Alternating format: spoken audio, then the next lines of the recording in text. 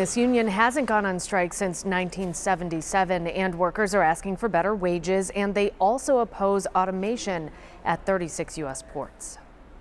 Roughly half the products that come into and go out of the United States come through those ports.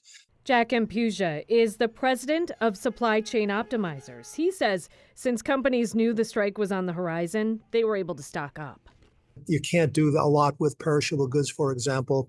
And typically these strikes, they make allowances for perishable products, for needed medical supplies, military products, things like that. There's been no discussion of that up until this point. So what does that actually mean for what you'll be able to buy at the store? Typically, you're looking at 5 to 7 days, and you're going to start feeling the pinch, because if things don't get offloaded, there would be meat, for example, fresh fruits and vegetables. They would start to run out of supply first because you can't stockpile them.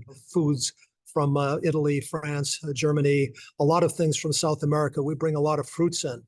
Things like raspberries, strawberries would be coming in, things like that. So the perishable things are the ones that are problematical. We have refrigerated containers on board the ship, so there's some protection, but still the product is degrading at that point. Mark Frascatore is the dean of the Hulsha College of Business at Niagara University.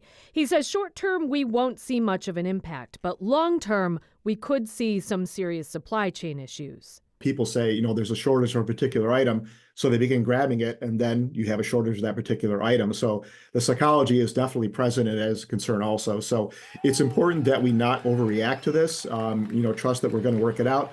The government may get involved with this to help to settle the sides here. But, as I say, in the long term, if it starts affecting things like energy prices and oil imports, that affects everything. So that affects all prices and delivery and logistics and everything. So in the long term, it definitely will be a concern. And they said it could be a very long strike, but we just don't know at this point. The 1977 strike lasted for 7 weeks. Live on your side in the newsroom, Kelly Dudzik, Channel 2 News.